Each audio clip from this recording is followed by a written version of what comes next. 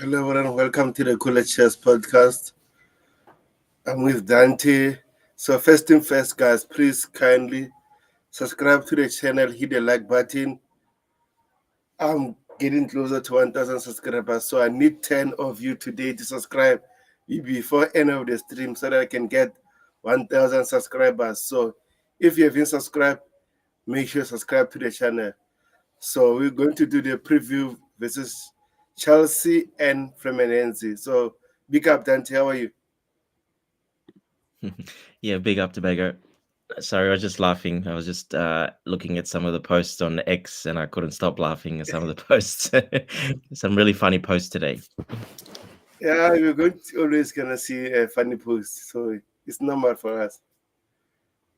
It's normal for us. Yeah, 100%. I think we are the most divided, probably the most divided fan base in football, to be honest. Yeah, but There's like little pockets. There's little pockets of different, like all different types of supporters in our club, and yeah, it's just pretty funny, actually. I saw someone posting a message saying, let me just bring it up. I'll let you know. Uh, Someone from Real Madrid posted a message saying that they're the most divided club in the world. And he put like 5 reasons why they're the most like divided. Like basically, they have people that like Mbappe, people that like only Vinny, people that like only Bellingham. Basically that was his 4-5. And then someone posted from Chelsea, he put down like 12 of them only. And he's like, can you beat that? And then he put even more, another 12. And it's like, wow. He goes, okay, you guys win, you're the most divided fan base in the whole world. yeah, man, it's so sorry. What can we do? What can we do? This is football. I think maybe it's because of the American owners. Maybe it's because of the, we don't know. Maybe it's because of the. Yeah, look, that's the basic. That's basically the first, since that happened 100%.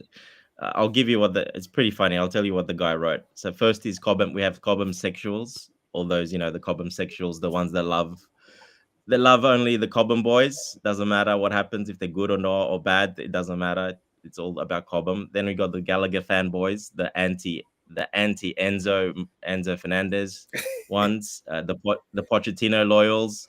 Then we got the Maresca haters. We Yeah. got the anti Blueco. We got proper Chelsea. We got Palmer FC. We've got the sign experience players only ones. We got the positive Blueco. We got the new one recently, the Santos FC. That's the new one recently. Yeah. Santos FC, new one. Then there's the 2-star, the ones with the 2-star, the pretty much the if you know what that means, the ones would always have the 2 stars. Yep. So, and there's more and more and more and more. And yeah, the Real Madrid big account said, yep, you guys win. Yeah, man. Like I said, Mauricio Pochettino lost against Mexico again. Anyway, let's talk about, let's not talk about it because he's our former. Let's not talk about it. But I just thought that was funny. That was pretty funny. We win. We're the number 1 most divided fan base in the world. Yeah. Man, what can we say? But I'm glad now Inter Milan is giving us results. They can moan and everything. It's still okay. Yeah, let them moan. That's fine. Do you normally watch Talk Sports?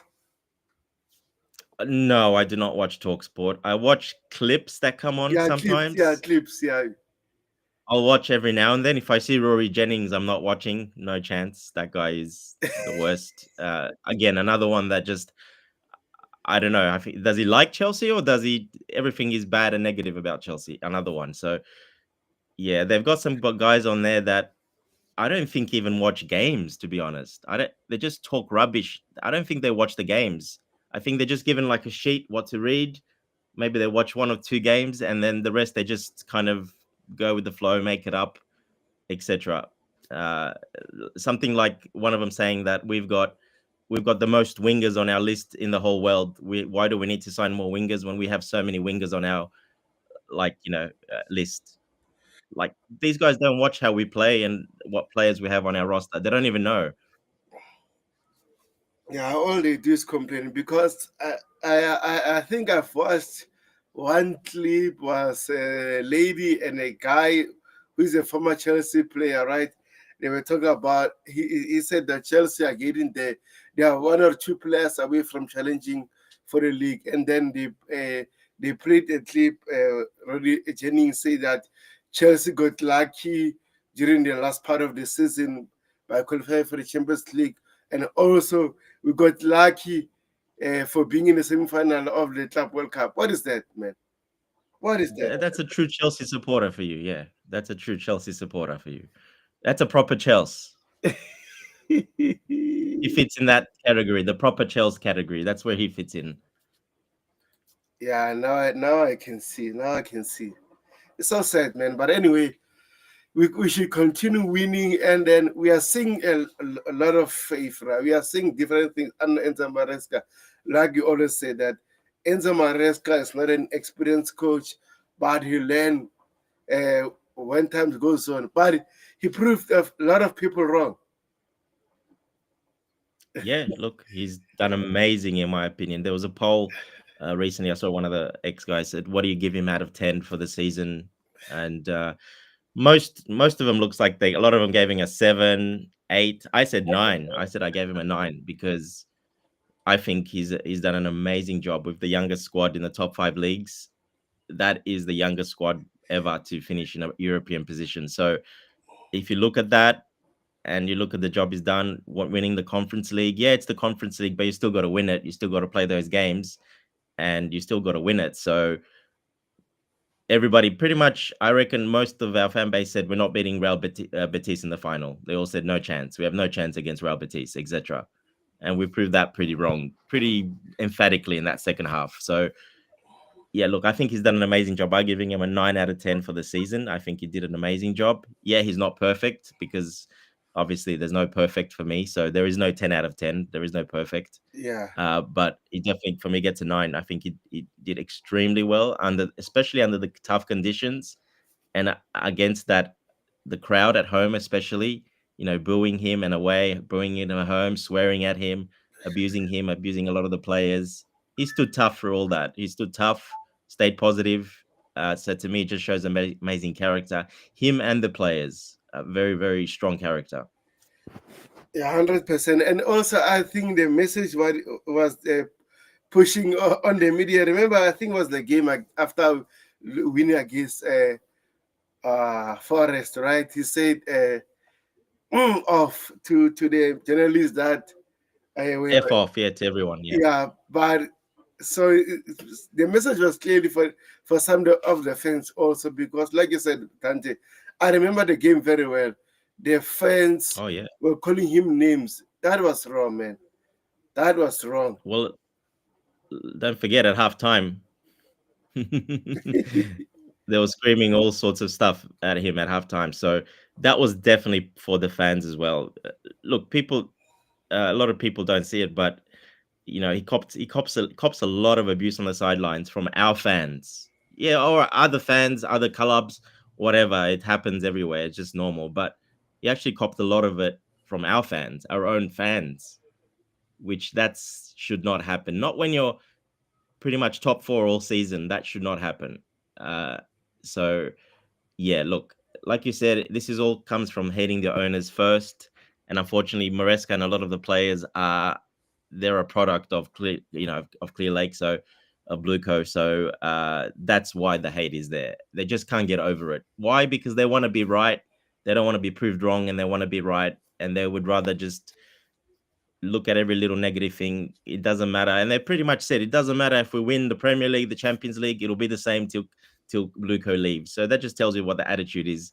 That shouldn't be that attitude. Not if you really truly put the club first and you love the club first. I think that's not the attitude you should have. I think that's very selfish, in my opinion. Yeah, 100%. So yeah, Bobby's here because he was asking about the link, and I've shared the link in the group. So we also have Chelsea Zambia listening. Charles, Kwabi, thank you for joining. Big up, Bobby. How are you? Yeah, big up, Charles. Yeah, yeah. Big up, guys. Bobby. Big up, guys. Look, guys, when you get to the semi-final of a major competition like this, shit just got real. You can't mess around. You know, you've got to be there at tip, top condition. Um, yeah, PSG should should have both Pacho and Hernandez out of the whole competition because if red cards are anything to go by, their bans has to be 2 games, not one. Um, No, they're and out. They're out. Yeah. So is and Huijsen for yeah, Real Madrid. so is that a hope? Well, not necessarily. You can't. I looked at those two teams. They're still extremely dangerous, extremely good. Real Madrid, that guy Gonzalez on the left, who is definitely going to kick Rodrigo out of that team, and certainly Endrick has no chance. He is on fire. Bobby, don't worry about Real Madrid or PSG. We got Fluminense Well, first. let me land. Let me land. I talk broad church in terms of what's left. You know, that just goes to show that we're in the point of you can't run and you can't hide. Not that we would want to, but I'm just emphasizing that point. Yes, Yeah. Fluminense is what is in front of us at the moment. They are going to be up for it. We've seen Brazilian teams. We've seen what they can do. We know that Fluminense is going to be just as good, maybe even better than the ones that we've met already. However, having said all that, when you're still in it, you can still win it. We have to have that attitude. I don't like all this. So and so is going here, so and so is going there. I think Chelsea Football Club have to shut down that talk until the end of this competition. We've got to be focused now. You know, I don't 100%. give a rat's Yeah. ass who's going where, when, how, if, what, and so on. You know, between today, tomorrow, and hopefully the weekend, that is assuming we get through. All focus must be on the games ahead of us, and every player that is wearing a Chelsea shirt should be focused on that goal. It's not going to be easy, but can we do it? I think we can. I think we can. Going all the way is another thing, but going past Fluminense is something that is doable. But boy, have we got to earn it, and we look at it that way. Yeah, 100%, Bobby, 100%. So let me check this first. The insights for this game. So in terms of injuries, Badashile is out. Gittings won't be available, so don't worry about him. Omar Kiliman, don't worry about him. Rhys James, he was training, so it's good. And also Slifafana, don't worry about him. So in terms of team form, Romeo Lavia, actually I I don't saw know their what's stat. going on there. They haven't said he's not available, but they also haven't said he is available. So we have to wait and see what happens. There should be a press conference later on today. So we'll really. Yeah, and that's Yeah, one later they'll on to me will be a say it. Yeah, he's got a final test to see if he can pass it or not. So we'll see. I Yeah. think that you see the squad depth that is required for midfield is crucial because that geezer is not going to be able to play week in, week out, game in, game out, back to back games. I think we have to accept that. Even Reece James, we have to accept that we need to be nursing these guys because they're delicate. So we need that depth, and if it's 60 million, that is it the Champions League or Europa want us to do in player sales. Yeah, we need to get it done so we can register all the players we need to register. Because That's easy, Bobby. That's basically 2 players. We've got like 12 players to yeah, sell, basically. So that's easy, that amount yeah, of problems. we have a squad with some exceptional. It just so unfortunate that some of our exceptional players that we can't just wave goodbye to. some of our best players are so injury prone. In terms of Wesley Fofana, Reece James, and Romeo Lavia. So we've got to work around their inability to play consistently. And I'm getting a little bit Mhm. concerned about this left back situation. Yeah, there are people we can put there, but the idea that we are repeatedly playing Cucurella 100 and something minutes, game in, game out, 2 day breaks, it's not good. It's not good. You know, our squad planning has got to be much, much, much, much better this coming season. Our failure, if there was any last season, was poor squad planning, and we can't repeat that. Yeah, 100%. But we actually signed a left back, but we don't know Mhm. whether it's going to be in the first team or in the academy. So Ian let's Best, yeah. our best. So let's see what will happen. He's gonna be for the academy for the under 21s. But if he's good enough and he proves himself there, and he is a very good left back, he just had a bit of contractual issues and he ran his contract down, and we're pretty much gonna get him on a free. So yeah, so that we are signing him, but he's from what I've read, the journalist saying that he's going straight to the under 21s to prove himself. And if he proves himself, he's got a great chance. So we'll wait and see on that one. I wouldn't look too much into it now, to be honest. I think that's just an opportunity signing that one for a younger guy. He's 19, I think. He's 19 Tobago or something like that. I think it's 20 or something like that. Let me just Yeah, check 19 or something. 20 around there. He just goes up to the under 21s. He can play there for a year or two. So yeah, I think we've got him because why? He's a very talented left back.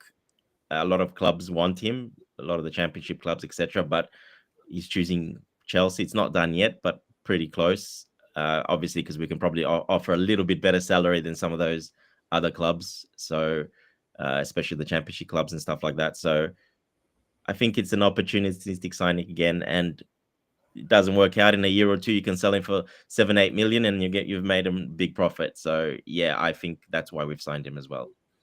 Oh, there he is. Yeah, Yeah, he's got this it is up there. Oh, he yeah, signed it. He signed the contract. Perfect. There you go. He signed the contract, so it's official now. yeah. I Short signed a new contract, only contract. 2 years.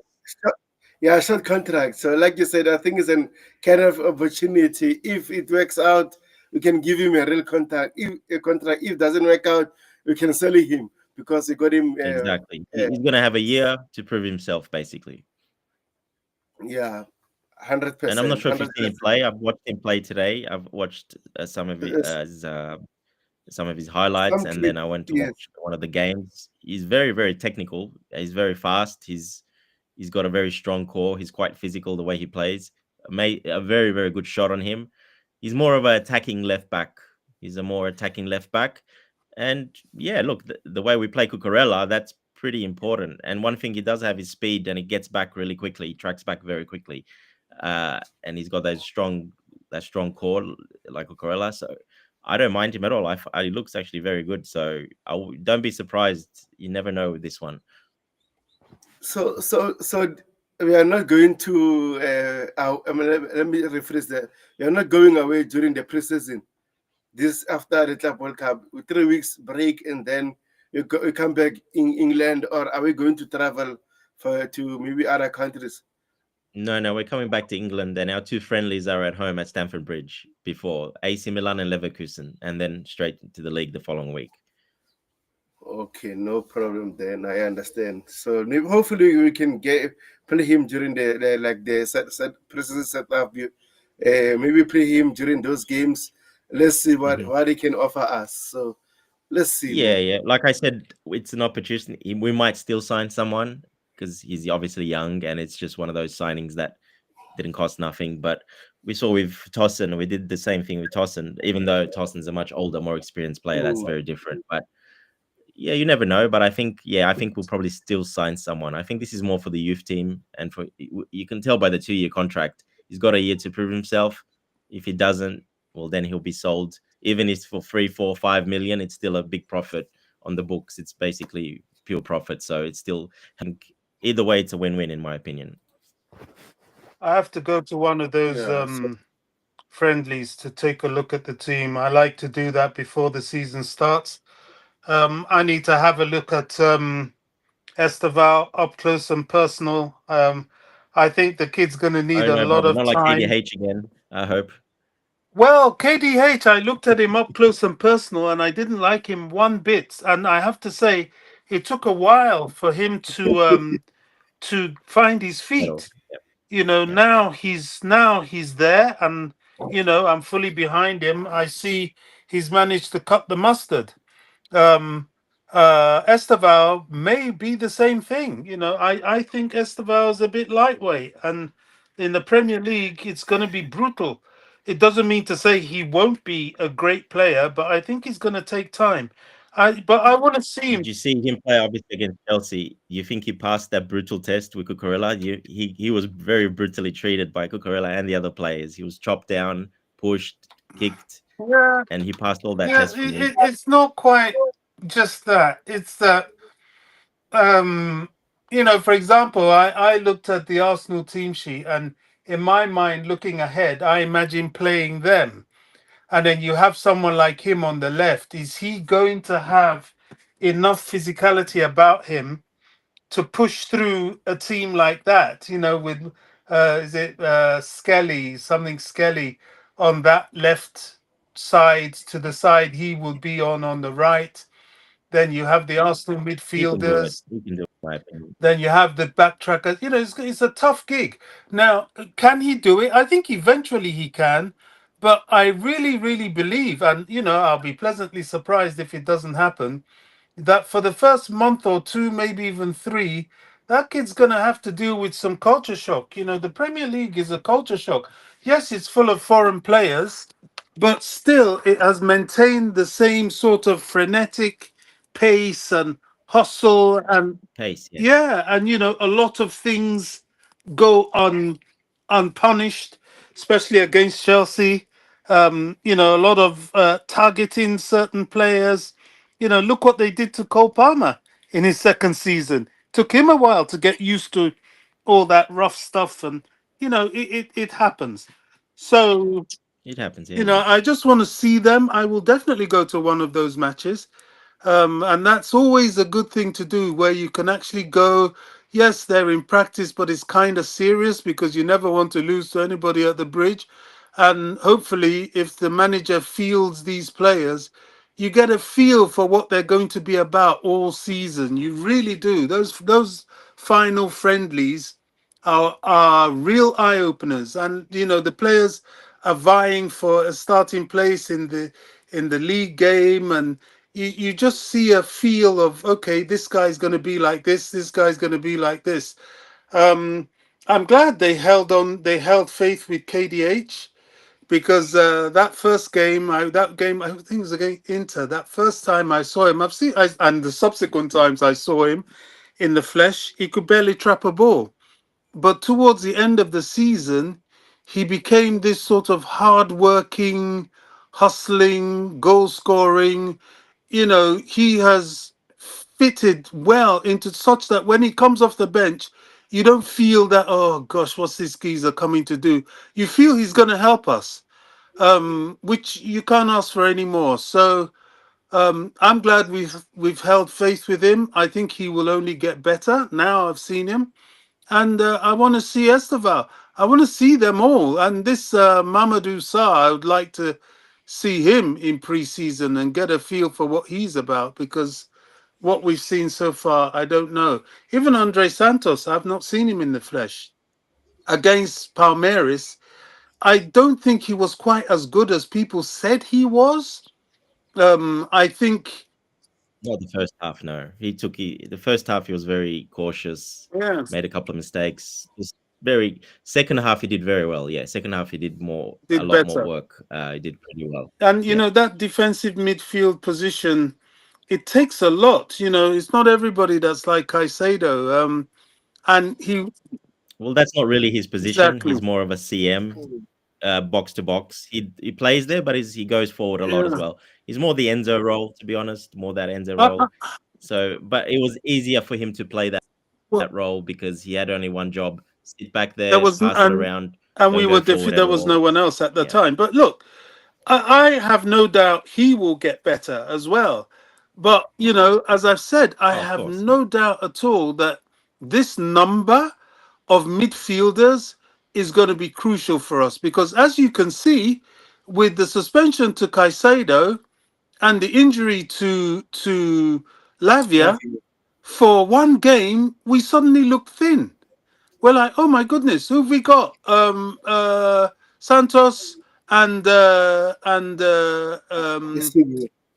It's too good. Asugo, and okay, Fernandez is a sort of shoe-in, but you can see the need for that depth because if you suddenly have that big game and you're missing a few, you need players who can step up to that sort of level. And fortunately, in that position, we seem to have it, and we need to keep them and keep them together and get them used to all the systems, all the pressures, and each other in different permutations and in different competitions. My concern now for us is that kind of forward line. I'm not yet satisfied. You know, there's talk of, oh, I can't see how Nkunku can leave without us having somebody in his position again. You know, whoever that may be, we still need that extra. Now, if we people are saying, oh, but we got Delat, we got Pedro, we got Jackson. Okay, then who goes to the flanks? I don't think Tyreek George is ready. I think Tyreek George has to go on loan. So the right flank is only Neto, and he can have his injuries every now and then. Then the left flank, if Noni goes, we're only talking Esteval. Yeah, yeah. Bobby, you're Breaking up. cutting off. Breaking up, Bobby. Can't Sorry, hear you. can you hear me now? Yeah, much better now. All right, Yeah, sorry, now it's I had to step away because I'm getting ready to go somewhere. So, you know, our forward situation needs a lot of sorting out. We've got players to offload, your João Felix, your, I think Tyreek George has to go on loan. We need to bring in, and I know we've got this guy coming in 2026, but that's not till then. So in the interim, we need another left-sided or maybe and right-sided winger, or maybe a multi-skill. You're, Yeah, you're still you're breaking up cutting again, off Bobby. again. Yeah, yeah. Let's It seems like we are. Yeah, go on. No, he's still cutting off. No, we can't hear you, Bobby. No, it's just very, very faint.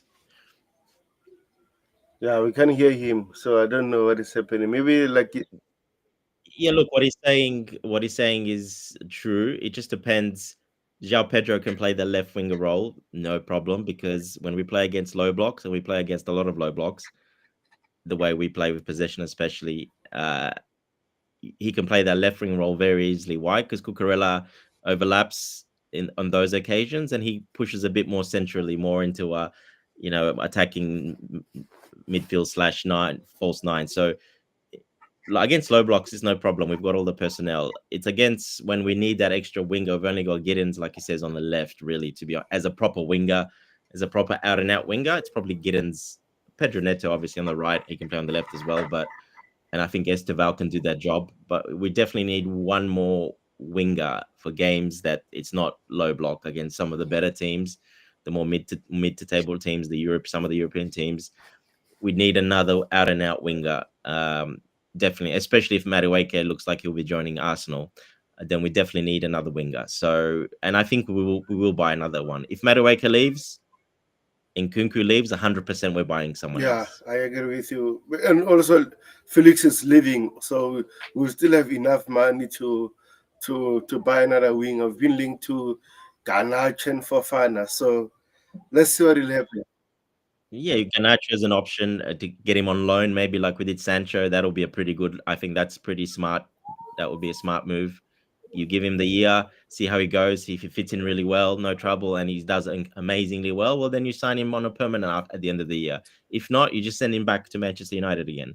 Because I don't think no one's Yeah, going to buy him. no, No one's going to be I upset thought to we've buy him. already done a deal for Fofana, William Fofana.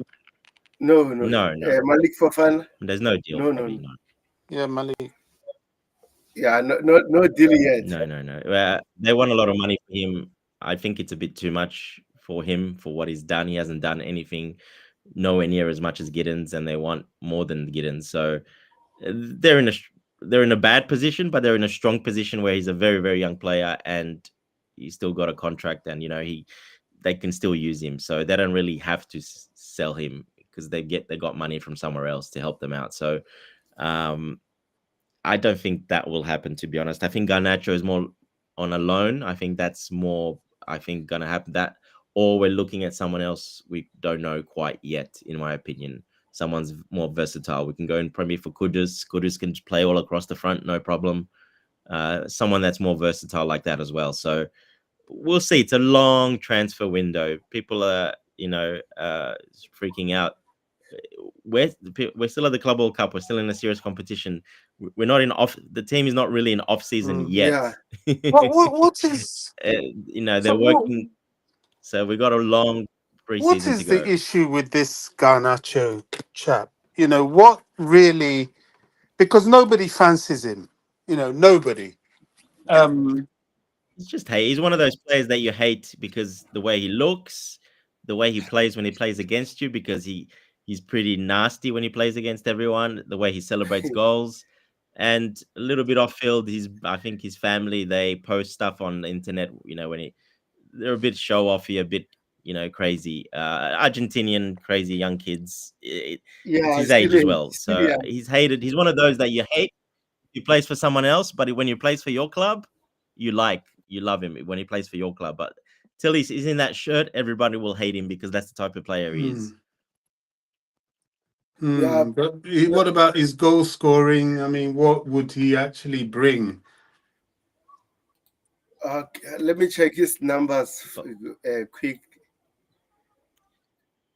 Look, his numbers haven't been good this season because he's playing he's not playing much because Amorim doesn't like him, and Amorim doesn't play with wingers. He plays with two attacking Yeah. tens behind the striker, so he doesn't suit the system at all. So he hasn't played much, and when he's played, he's very unhappy, and yeah, he's obviously had a big fallout. So, but before that, previous seasons, he's got the experience for the Premier League at a very young age. I think it was 18 when he started. So he's only 20 now, so he's had 2 years in the Premier League already.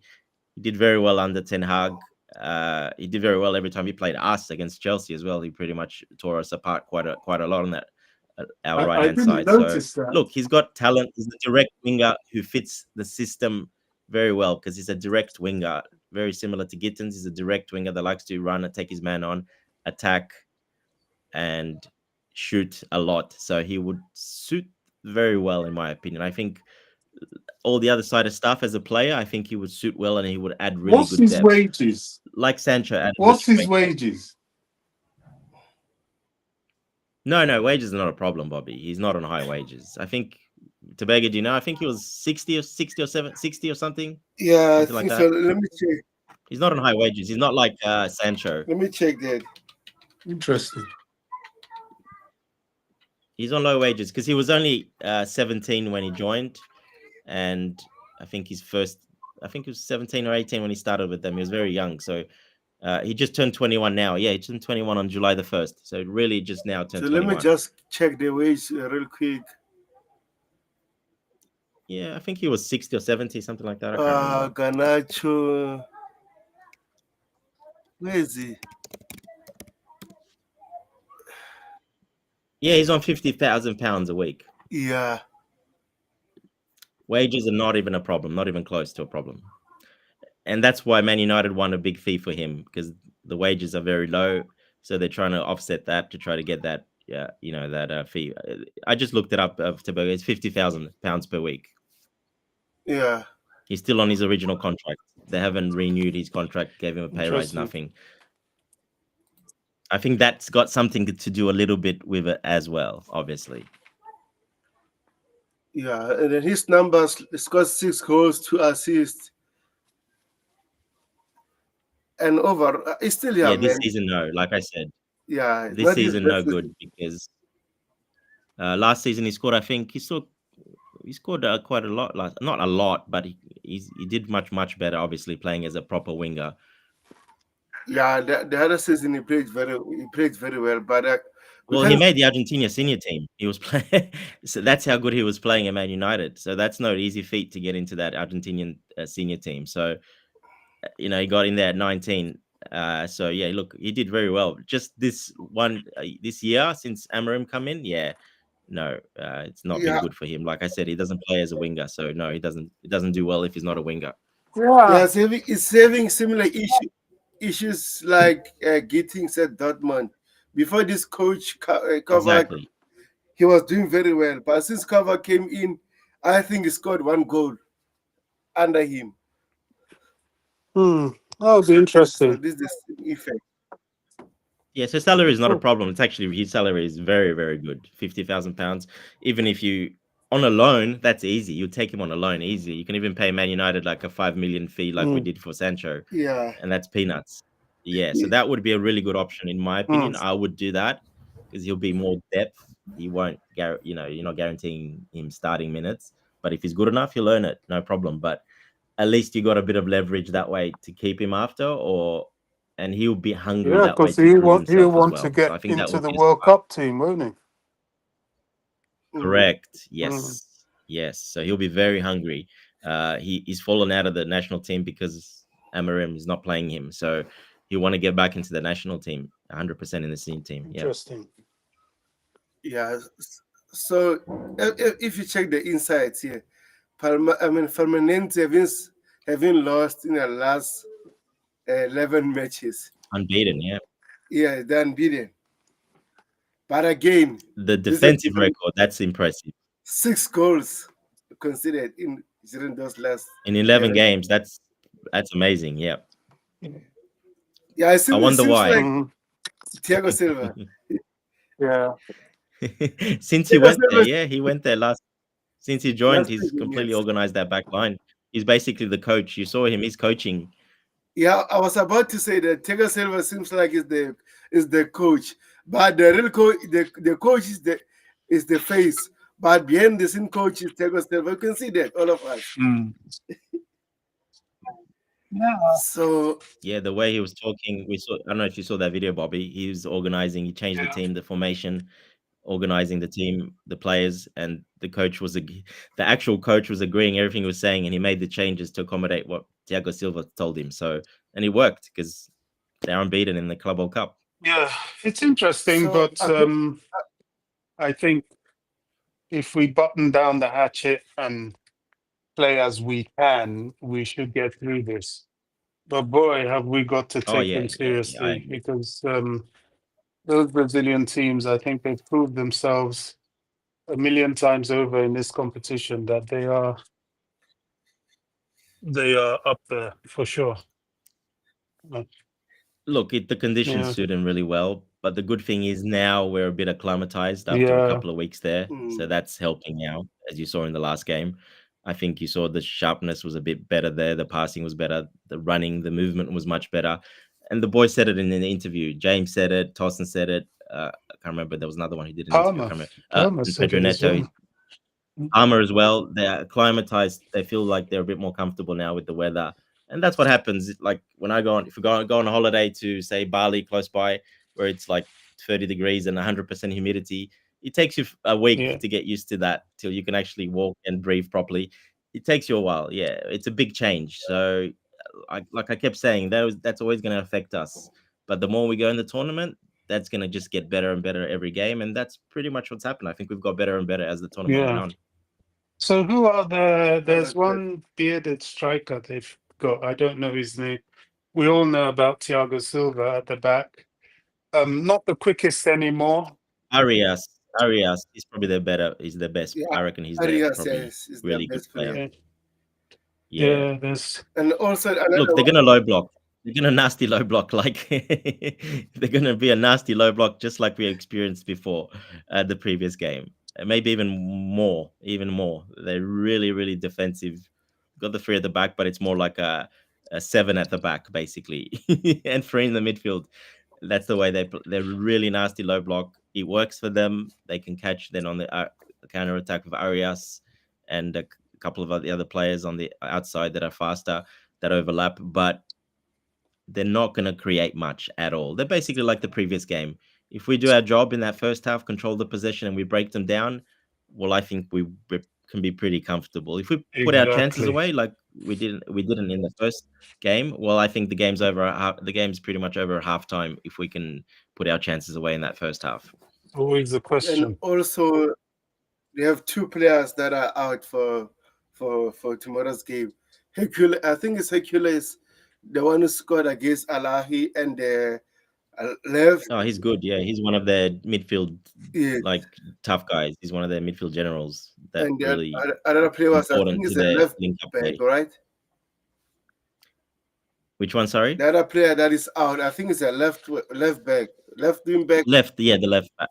Yeah. Yeah. So they have two players are out for them also. But like you said, I think their strength is their defense, personally, and they do, Oh yeah, it's all about defense. yeah, Everything is about defense, and they and then depend on some set alias. pieces, quick counter attack, and set pieces. That's their strength, basically. Some of our kryptonite, really, to be honest. But I think we're much better against that now. I think we're much more organized. The players know a lot more, and I think João Pedro, Delap, that helps. They help a little The bit with lap that as isn't well. playing. So Delap Yeah. won't be there, but João Pedro will be there, and that will really. He's really good against low blocks. You saw when he came on. He's really good against low blocks. He's the technical player that's really good in the box. So I think we're much more capable, much more stronger against low blocks after what we went through this season. I think the boys that have really looked at film and they're really Maresca's really tried to drill into them how to play against low blocks. Yeah. I mean, people are saying that it looks like he will start João Pedro and Jackson will come off the bench. I don't think that's a bad thing.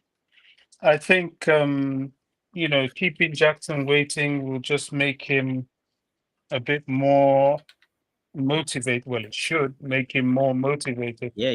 Look, he would be already motivated and hungry already after what happened the last game. He'll be really trying to prove himself. So don't be surprised Jackson starts, though. I have a feeling he'll start up front and João Pedro will come from the left. That's my sort of opinion that I think But is Maresca will João do. Pedro fit enough to play 90 minutes? Remember, the guy was on holiday. So he may be the one to come off the bench. Why? Because Bobby? Because we're going to play against a low block. We're going to have 80% of the possession, especially in that first half. What if they switch Oh it yeah, up? we're going to have at least 70%. Trust me. In the first half, we're going to have 70% of possession. Most likely, I'm probably 95% sure we're going to have that much possession. What if they in that switch first it half, up? Because especially in that first half. Palmeiras, they in the second half realized that the way they were playing in the first half. Well, yeah, they had to. They were a goal down. Yeah. So these guys might think, okay, well, maybe we shouldn't start like that. We should go offensive, because they're capable of that as well. I mean, they haven't done that at all against any of the teams. Will they change it now? I don't think so. I think they're too well organized to do that. I don't see them doing that. They will go completely against all what they do and their game. It will completely go against it. I don't think they have the players to play that way, to be honest. I don't think they have those players. I think that will completely destroy their formation and their organization if they do that. Interesting. Yeah, actually, I think this is our strongest lineup to play against Fluminense. Like you said. Exactly, yeah. João Pedro on the left. I agree, because it's like I said, low block. They're going to be a nasty low block. Well, Cucurella will then overlap, and Pedro will push more centrally, and then let he's me more do of a something like this. Yeah. So this is this out of possession and then in possession. Yep. So this is obviously out of possession, but then in possession, it'll be like that exactly. Yep. Cucurella will overlap, Pedro will tuck in, and then he's not really a winger, so that's his perfect position exactly there, more of a 10/9. So I think this is what I have as well. I think this is what Maresca will go for. Now, obviously, there might be one or two changes. There can't be too many because there's suspensions and a couple of injuries, so there can't be not really. I think maybe one change only. Do you think? Yeah, but it was perfect for this. Yeah, Padishield's not going to play. Yeah. Do you think at some point we will bring in Achipong. I have a feeling that he could do something in this game, whether from the right or from the middle somehow. I just feel because of his height and mobility, and you say these people like to play with set pieces and so on. I don't know. Maybe I'm. Yeah. Well, that's why Tosin will be key Of in that course, defense. Yeah, he'll sweep up everything in the air for the free kicks, no problem. So yeah, I think Badiashile would have played as well if he didn't get injured. I think he would have been Badiashile over Chalobah in that left centre back role. But now he has to obviously. Chalobah will play most likely there. Look, he can spring a surprise, and you might be like you said. You wanted to see Sarr. You never know because he played a lot of Strasbourg as a left centre back. So you never know. You might see a surprise with Sarr there, but big game like this, Can you risk won't take a risk. Yeah. Won't take the risk. Yeah. So probably be Chalobah most likely. Yeah. Yeah, 100%. So guys, if you haven't subscribed, make sure you subscribe to the channel. So top says Jackson up top, Jao Pedro on the left, and then let me see this. Still curious about Chelsea how forever. fit João Pedro will actually be. You know, the guy was on holiday. He's come back. He's an attacker, Bobby. When you're an attacker like that, he's not a winger. He's an attacker. He's in false nine. You're always pretty much as in fit to play, especially when you're playing against low blocks and you're not doing that much running. I don't see any problem, to be honest. If he was a different position, yeah, I'd say differently. But the way he plays and what, I don't see any problem with it. I think he'll be just fine, and that's why Maresca chucked him in so early. He did so well in those 2 training sessions. He saw he was good. Okay. Yeah, and Chelsea forever says start Gusto instead of Chalobah. Gusto as a left centre back. Where he can't be Gusto. No way. Gosh. No. Gosh, I don't know. Let him give us his opinion. Where should we play Gusto? Then I think he's not realizing this is out of possession. This is in possession. Out of possession, Cucurella goes back to left back. Yeah. So Tom says, welcome everyone. I'm joyful about this tournament.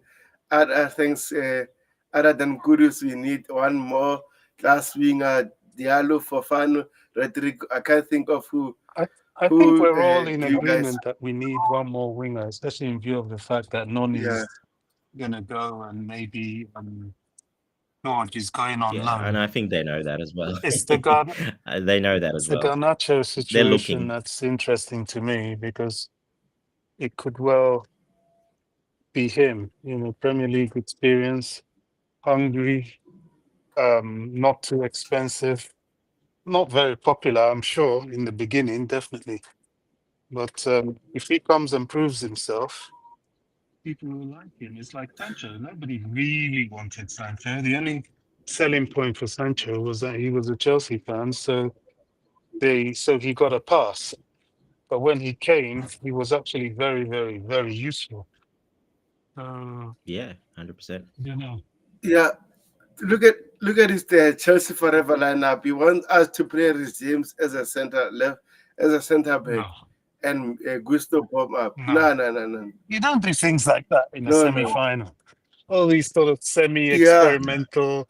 You do. There's no balance, and one thing Maresca loves is balance. Yeah. You do those things when you're either you've got so many injuries and you can't, field the proper team, or you don't do that now. Maybe in that second game, like he experimented against the Tunisian side and a bit, but not in the semi-final. No. If he does that, people, including myself, will bay for his blood. Don't do that. No, he won't. He's not. That's not his character, Bobby. Yeah, this is, as I've said, it's real now. You just have to go for the jugular if you can. And Top says classic formation, perfect. It says Chalobah can cover wide areas.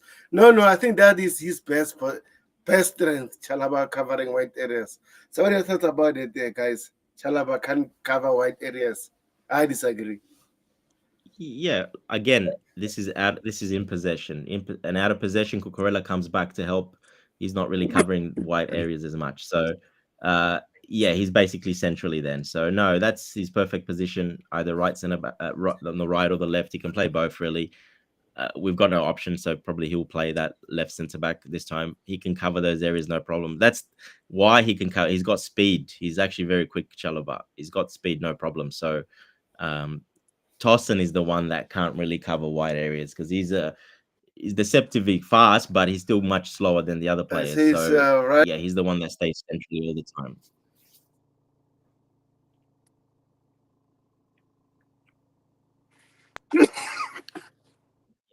I don't think he gets it. I don't think Chelsea forever gets it, to be honest. I'm not sure he gets the formation.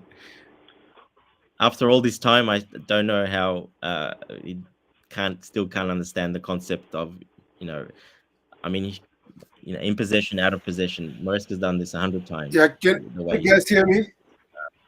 The question I do ask is for a team that's going to be playing for counter-attacks, do we have fast enough defenders on the field? Is Reece James going to be able to whiz back that quickly? Cucurella, yes, he can. Tossin's not particularly fast. Chalobah is fast, I guess, but I guess it depends on how fast the Brazilians are with their. No, they don't have that fast player. There's only have one, that Arias guy. Arias He's guy, the danger That's man. He's the it. main guy. They don't have any fast break, they don't do that. They only have one, and that'll be on the right-hand side, so that'll be Cucurella's job. That's a bit of a weakness on their part. Yeah, it says what happened with Dilep. Dilep is suspended for the semi-final, so won't be available. Oh, we lost both. And Colwell as well. Yeah, and Corwell. What a silly yellow card he got! Man, Seriously. I mean, again, he did it. We've given him so much crap about that. Do not do that. And he did it. You saw when he did it. He's like, "What? I'm suspended." He's like, actually, I can read his lips. What? I'm suspended. What? It counts. He kept saying it like. I'm like, yeah, buddy, didn't you know this before the game? Oh my goodness, I hate when I see stuff like that. I'm sure Maresca would have really given it to him about that. Yeah, he just gave it for nothing off the referee like an idiot. And also another thing, Dante, these rules, man, of yellow cards, red cards, it's okay. Red cards, you can get to game suspension, but those yellow cards from first start of the tournament, you're still recurring the yellow cards throughout the knockout competition. Doesn't make sense. Those rules are silly, especially in the Club World Cup. FIFA should do better than this. Yeah. The problem, he got a yellow basically every game. So I mean, you kind of deserve to be punished if you're going to get a yellow every single game. I'm sorry, that's too many yellows for me. I don't mind the rule. I think if you're going to do that, well, then you're very silly, especially when you know you're a yellow away and you're not getting it for an actual foul that you committed to save the team from a counter attack or something. Well, then the yellow he got, that's just all on him. I'm sorry. There's nothing to do with anything. It's all on him for me. That's another thing that disturbs me. And, Caicedo is another one. He needs to cool his game down because, he's had a suspension. He doesn't need to go and do something that will keep him out of a final if we get there. These things that we do, silly yellow cards, it needs to stop. There's no need for it. I don't think. Yeah, but Caicedo at least gets it for the right reasons, Bobby. He stopped counter-attack every time of those times. He massive tackles, he stopped counter-attacks. You're taking one for the team. That's very different. So I don't mind that. That's just football. That's what you do. But when you start just taking them just by swearing at the referee like an idiot, and you're a yellow card away from suspension. Or like the lapse silly elbow. He didn't even touch the guy, but the fact that he gestured to do that, we need to cut that out. The gesture, yeah. And again, you got to know the referee. That referee will give a yellow for anything. You got to read the referee who you're playing against. And Dante, I think this is where the immaturity. This is where the immaturity shows. Exactly. Yeah. Yeah. So Okay, I've sent Chelsea Forever link. He wants to give his opinion, so I'll wait for him. Says Gittings on the left will be a class. I think United should have signed Deleb, but very, very early days. Link up with Cole Palmer as a calm, not right winger or left winger, but right attacking midfielder. Yeah, let's give him a chance. Like we always knew that if we sign Liam Deleb, he won't do very well in instant, but he should get along with the team as soon as possible so that we won't complain about him. That's why we said we don't need another Rom striker. But anyway, we signed him. We are going to support the boy. I think Liam Delap will Yeah. prove to be a very shrewd signing. There were a lot of these very fashionable Gyökeres, Osimhen, what's the other guy? What's his name? The guy in Leipzig. There were all these somewhat fashionable attackers, but I think Delap is going to prove to be worth it for us. I really do. I think Gyökeres may end up being a risk for Arsenal. There's something a little bit too good on paper about that guy. It's just a bit too, you know what I'm saying? It's like, when one thing about football, if something is too good on paper, it's usually not good in practice. Yeah, look, it'll be tough. He's going to have a lot of pressure to lead that Arsenal line to win not just to play and do well, but to win the Premier League. So you never know, like you say. We saw Darwin Núñez did the same thing at Benfica, and then he came to England, and what happened? He was crap. Yeah. So you never know. Exactly. I believe more in him than Darwin Núñez because I think he's a bit different, but you never know. The pressure, you never know.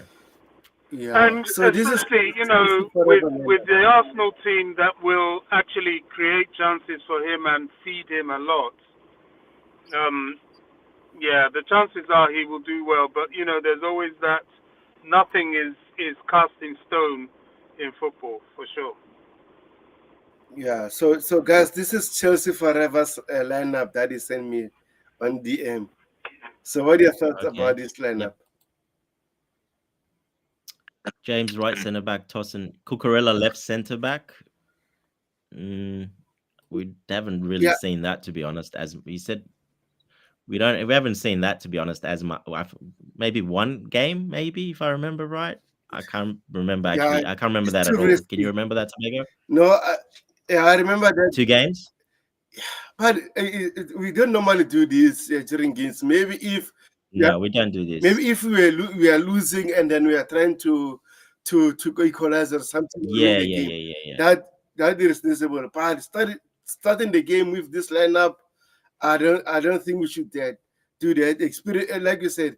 This is ultra attacking. Yeah, like ultra attacking, and Gusto is not going to do nothing in the front with Palmer. So, no, I wouldn't play this. I don't think Enzo Maresca will play this either. To be honest, I don't see that happening. It's a good opinion, but I don't think this will happen. Not in a semi-final, not against the Brazilian team. I don't see that happening. Yeah, we should be cautious, especially if they're going to play counter-attack and everything. I think we should be cautious as much as we all say that we need to control the game and try to expose them, maybe create enough chances. But also in terms of defense, we need to be solid. So we cannot do this. Yeah, Chelsea Forever is saying you have to take risks. It's a semi-final. No, that's not how semi-finals and finals work. Yeah. I think if you've seen any of the last 20, 30 years, they're very close, conservative. It's not how it works. No team does that, to be honest. I don't see us doing that either. That's a massive risk. You're giving them you're making it easier for the opposition by doing that. So There's no balance to it. If this is Conference League against one of those teams, Noah, we beat 10-0 or whatever it was, 8-0, okay, maybe against someone like that. Yeah. But no, I think that's when we saw this.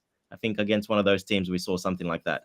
So no, it's not going to happen in the semi-final. I personally don't think Yeah, that would happen. because like for example, we try this formation and then there's go 2 goals. What next? They're going to block, and there's no way we're going to score against them. As we saw them play against Al-Hilal, they were Yeah, very good. this gives them more opportunity to score. Basically, they're going to have more chances if we play this formation. Yeah. The way we played against Palmeiras, you saw that first Mhm. half. What did they do in the first half? Did they have it? They had one chance the whole first half. That's because it's a balanced approach. You're still controlling the game, but it's a balanced approach, and we still created 4 or 5 really, really good chances, which we should have probably scored 2 or 3 of those, and we didn't.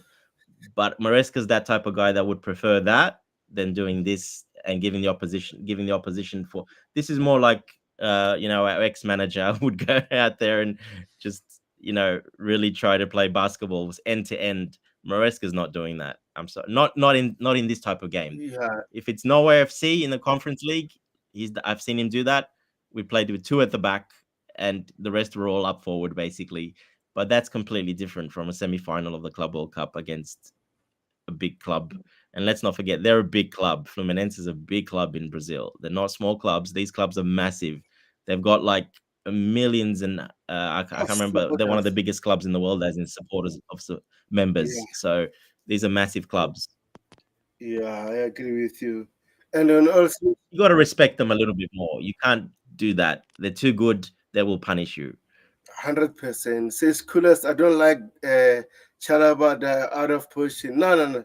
Chalaba is not perfect, but it's good.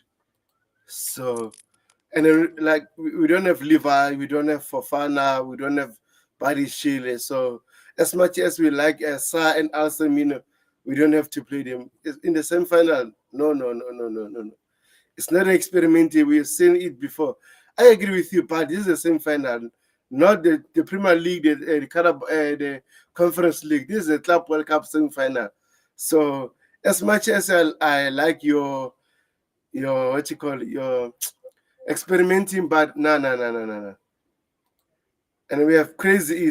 No, I like it. I like the aggressive, like ultra attacking against those really low Yeah. teams, like we saw against Norway FC, and I think one of the other ones we beat him 5-0 or whatever it was.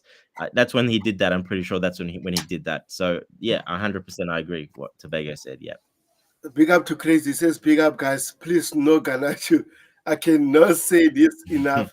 He will absolutely be poor for us. Never say never. But I'm not saying I want him, but never say never. Says Charaba tossing together will be a definite a calamity. Coolest. Nana. But what are your thoughts about this? Bobby? They played together before, and I think they'll be the most stable centre You, back. you're still cutting off. We can't hear you, Bobby. You're breaking You're up. breaking up, Bobby. Sorry, I don't know why this happens. Can you hear me now? No. Yeah, you're too far away, maybe, or something from where you are. You said Close. sounds I like just that's the think problem. it's the area I'm in at the moment. But yeah, I mean, Tosin and Chalaba is the most logical. No, we can't even understand you, Bobby. Sorry, we can't Yeah. even know what you're saying anymore. It's just buzzing. Yeah, I think Maybe try signing in and come I back. think it's his signal or something. So it says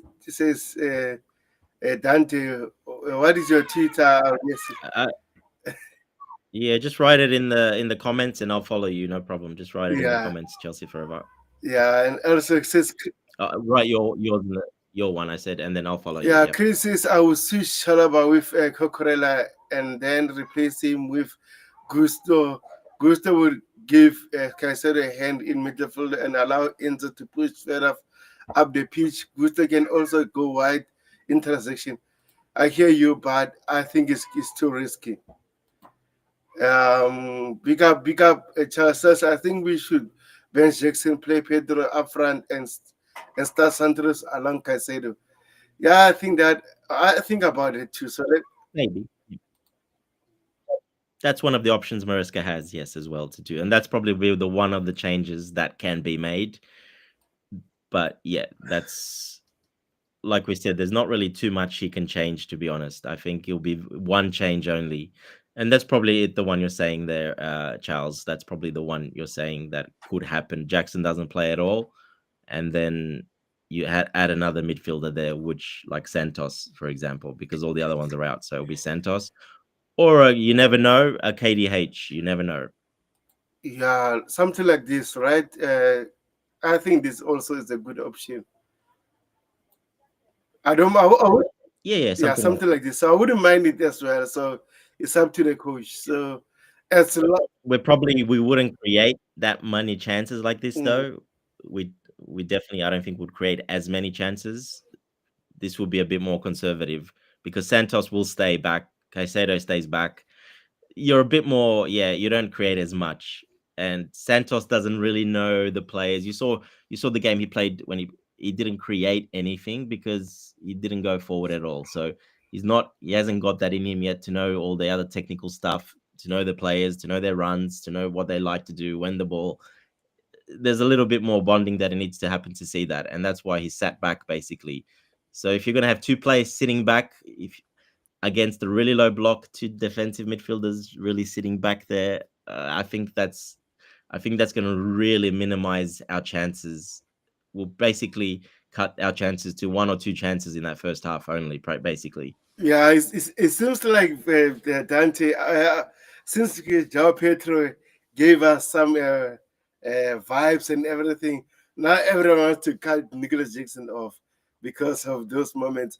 As much as Exactly. Well, they're basing it. Yeah, they're basing it on 25 minutes of game yeah, time. but We know the flavor of the moment. He's the flavor of the moment. no. We have Santos FC. I think we're going to have a different João Pedro FC very soon. No. I will start Nicholas Jackson for this game. As much as everyone says we should start João Pedro, yes, it's a good option there. But personally, I will start Jackson. Me too. I think he's hungry enough. He's got to prove. Unless Maresca knows something, and if he doesn't play, well, he'll be gone 100%. Then he's gone. If he doesn't play at all this game, he'll be gone. That just tells me that after what Maresca said, that players that don't really want to be here won't be here. So he'll be definitely gone if he doesn't play this game. Then we know for sure. But I think he might still play. I think he just a bit of disciplinary issue. He really wanted to really discipline him for what happened. And I think, like Bobby said earlier, he's going to be very hungry. He's going to be eager to come in and prove a point. And yeah, I would start him as well. Now, one thing I will add, Jackson is not very good against low blocks. Mm-hmm. That's his weakness. And Pedro, he doesn't do nothing against low blocks. And Pedro is so good against low blocks. Pedro is very good against low blocks. He's a very technical player, close control, very good dribbling, very good link up. But close control, where Jackson doesn't have that close control and calm head. He hasn't got that IQ, that technical ability of obviously the Brazilian. He's got that technical ability built in him. As you saw what he did in the box, dribbling and taking the ball back left, doing a back heel. He's got that in his game. So he can break down low blocks. So that's the only reason I wouldn't play Jackson. But yeah, maybe Pedro will start because of that reason. And then if the game opens up in the second half, then Jackson can come on. Either we're up, and they have to open up. Then he can come on and he will tear them apart because he's so good at that. Either we're losing, and then he just brings on him anyway and just floods the box as much as possible. So yeah, that's one of the changes I see that could be the one for the Jackson and Pedro one. That's the one. Either they start together or one of them starts only, and that would probably be Pedro from what we saw last game. 100%, guys. If you haven't subscribed to the channel, make sure subscribe to the channel. As always, give us your thoughts about the lineup. What is your preferred lineup? Even Chelsea Forever gave his ultra taking lineup. We like it, but at the same time, I think we should be cautious. This is a semi-final. We can't go all out using all our tech or going attacking mode. We should respect Fluminense as well. So, give us your thoughts, guys. According to Rich Moneymakers and Bigger Bro, says Nicola Jackson wants to stay. He he is on a very long contract. I repeat, he wants to stay. Like overall, Or then he'll yeah. play.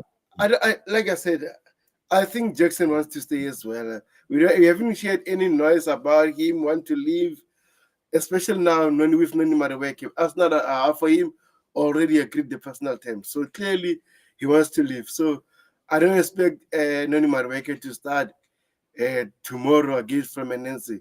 You might see something like this. Just to add to that, Tobago, if Maresca knows that he's agreed terms, he's not playing Madueke at all anymore. He won't be playing anymore for us. Yeah, so let's see.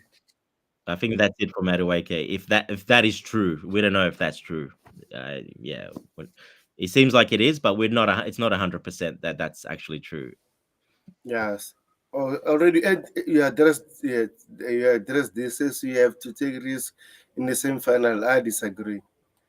You say, Richmond says, I've been told we still need Afghan, but Agbale has said no. Thank God. As long as the transfer window is still open, anything is possible. Anything is possible. So let's see what will happen. I don't rule. 100%. Look, I would take him on a loan. 100%, I would take him. It says, yeah, 100%. Like you said, similar situation with Sancho. I'll take him too, personally. Loan with an option to buy, and if he works out, we sign him permanently. That's it. Exactly, simple. He's got a year to prove himself. Like Bobby said, he wants to get back in the Argentinian national team, especially with the World Cup coming up. So yeah, 100%. He want to go somewhere where he can prove himself, and basically he'll be probably the backup striker. Maybe Giddens doesn't start that well. He'll be the starter if Giddens doesn't get going that well the first few games. So he's got a good pathway with us, and he knows Enzo Fernandez very well. And there's a lot of South Americans, so he can speak the language easily as well. So I think Enzo Fernandez will keep him in line. I can guarantee you that Enzo Fernandez will not let him cause any trouble in that direct dressing room. 100%. Says, so Kules, you are saying you don't trust Santos and Caicedo. I didn't say that. I think Santos, as much as Santos played very well against Palmeiras, we all know our main midfielders, Enzo, Caicedo, and Lavia. Those three, I said it before, signing Zico and Santos. Those three are our main midfielders. And another thing, Dante, you remember people were saying that Moses Caicedo and Enzo can't play together. They were saying that we waste money on those two players. Right now, they can do that together. So, what are your thoughts about it? Yeah, they've proved that they can do that together. I mean, look at Enzo Fernandez' season. What, 20? How much now? GA, how much has he got for the season now? Okay, This season? A lot. Let me quickly check. 28? No, not 28. What? Sorry. Let me quickly. Anyway, a lot. He's the number one, basically, central midfielder, Premier League for GAs. He's got, I think, the most for a central midfielder. So yeah, he's done an amazing job. Yeah, they've worked together. Maresca's got the best out of both of them. He's made Enzo Fernandez more of a box to box, and that's made him not just Premier League. I mean, overall, like everything overall, not just Premier League. This doesn't show overall; just showing the Premier League only. Just the Premier League. Yeah. He's still, as for central midfielder, still the highest because, like, central midfielder. You know, he's not a forward. He's not an attacking midfielder. He's a central midfielder still. So, yeah, he's made him into a CM box to box, which a lot of people, even me, I didn't think maybe might suit him. I still see him more of a bit more deep line playmaker, but he's given him that. And what I kept telling you, I'm not if you've seen it already, the top 10 kilometers per game, he's got 8 out of the top 10 or 9 out of the top 10 for the season. He ran the most by anyone by far, covered the most ground. So he's made him into a beast, as in, as you know, athletically, he can now do that. He's got that in his game now to be a CM box to box. Can still lay a bit deeper, like we saw against Palmeiras. He was still boxer, but he stayed from deeper and he got involved in the play a bit more from deeper. So he's got everything in his basket now. He's got the goal scoring, he's got the CM attacking, uh, defensive. He hasn't been too bad. He's made a lot of interceptions and tackles when he's been called onto it. He's got that fight in him. So Maresca has made him into a complete midfielder now. And the scary thing is, I think he's still got another level to go. The ceiling is not. He hasn't hit the Yeah, ceiling the yet. ceiling. I think he's still got another level to go. So that's when it's going to be even more scary. So, yeah, 100% what you said. Yeah, exactly. Yeah, and another thing what I like about Enzo Maresca and Enzo Fernandez's relationship, you can see every game if you watch Enzo Maresca money, always pushing Enzo. Enzo, do this, do that. I think it's just teaching him that he needs to control everything. He needs to tell his teammates what to do if we are out of position or anything. So, like I said, he's building him to another level. It's becoming a beast, man, and I like it. Yeah, perfect. Yeah, that's So let me and read this. yeah, like I said, I had doubts that maybe he can do that, but that's exactly what he's done. And you got to commend both the Enzos. Yeah, Richmond Maker says investors are not happy that we're getting load of fine, but are happy with the young team, happy with the coach. Yes, our coaches improve against low blocks. Well said, Dante. Hi, legendary Bobby. Unfortunately, Bobby is no longer here. So yeah, big up, Richmond Makers. Just to add to that, what Richmond, yeah, we got fined. Obviously, we got fined. Can't remember how much. Was it 30 million or something? I can't remember. It's not a problem for us. The board, Chelsea board, the new ownership put aside when they signed the contract 100 million for fines to pay off Abramovich's fines because they know it was coming because they self-reported. So it's nothing to do with the new regime. This is all with the old regime. This is money they've put aside that they knew was coming. They've settled with with UEFA and that they've already settled these. So now the fines were made official. They already had money. This was already in the planning. It will not affect transfers. Does not affect PSR, like some reporters and people are saying out there. Some of the haters again of obviously Blueco, we know who they are, trying to find any little tiny thing that is wrong. They already planned for this. This was already in the brief, like in the report when they signed the contracts. They already put 100 million aside to pay all these fines. They already knew they were coming. So nothing to do with that. It's all about the old ownership. So everything's covered. It doesn't affect absolutely nothing. Yeah, nothing at all.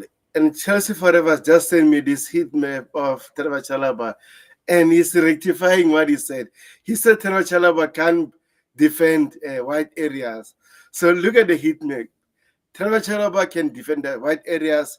The only reason that we put him on the left is because we don't have a natural left center back that is available. But Sheila is out, injury, Levi is suspended. So we need to compromise. Only Star, like we said, he's played. But will he risk to put Star in this game? No. That's why we said probably not. No, I don't think we'll risk to put Star, actually. I don't think we'll do that. It depends what he's seen in training because he's trained now for a couple of weeks. If he's trained specifically for this game and he thinks he can, because like I said, he can pass with his left and right. He's played a lot there for. He covered a lot there for as well for Strasbourg. We've seen the games. I've seen quite a lot of the games he played at left centre back, so he can play that position no problem. So, but is he ready? Yeah. So that's a Maresca call. The training, they would have seen if he's ready or not. If he is, he might get a surprise start. But we're just saying he might just go with experience and the defenders that know each other really well because Chalaba and Tosin played a lot together, especially in the Conference League. After he came back, they played a lot together in that Conference League at the start. No. As much as you're explaining, trying to convince me, I don't think it's a good idea to start, sir. I don't think so.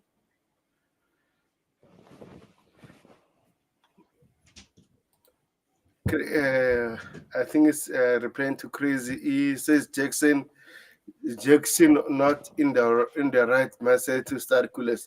Now, Jackson, I know what you're saying, but I think after missing out 2 games, We don't know that. How do you know that? Do you know that? You know him personally? You don't know that. yeah, We don't know that. I don't know that. I don't know how you know that, but it's yeah. Only Maresca knows that, and his assistants know that. If he is in the right place, he will play. If he's not, maybe like you said, he won't play. So, but yeah, we don't know that. It's a bit hard to say that he's not in the right headspace. Like you said, this should make him more hungry, and we've seen it throughout the season when he didn't play or did something or he wasn't scoring. He always came out and said, "This just makes me more hungry. I want to try harder. I want to train harder, mm, and I want to prove even more." So he's always had that attitude, and I think he'll continue having that attitude. To be honest, I think that will just make him even more hungry. 100%, 100%, 100%. So, sorry, let me read this first. Says big news from our sporting directors. No player will coming in our team history of attitude. So Canajo should be no. Also, the AC Milan pissed off Chelsea coming out and that he's staying. Chelsea are not happy. Who's talking about Mike Mania? Maybe. Yeah, again, I know Rich, you're saying that, but again, what attitude has Garnacho had? He's just he wasn't happy because he hasn't played as much when he was a regular starter.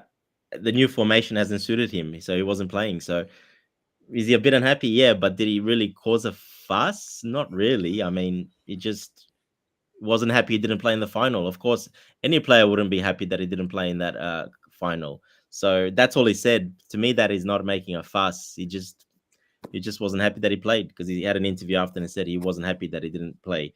Uh, but that's all he's done to me, and that to me that's nothing. That's I mean, look at Sancho. Everybody said Sancho's coming with big baggage. He's such a whinger. He's such bad trouble. Well, there was nothing wrong. Look at Anthony at Real Betis. Nothing wrong. I think it's a more of a Manchester United problem than actually the players. Yeah, I agree with you. And also, as much as you know, I like Ruben Amorim, but playing Mason Mount ahead of Canacho, Mason Mount they didn't deserve to start that game because he was out most No, of he did this not that deserve. season, No. but you start him ahead of Canacho. I think that was wrong. So at the end of the day, let's see what will happen in terms of Canacho. You accept it and you move on. Like I said, he wasn't happy and he had a right not to be happy. He's been playing. He played and then he wasn't playing in the most important game. And he put Mount out of all players who was doing nothing and not hardly playing and doing absolutely nothing. So yeah, of course he was upset, but that's all he did.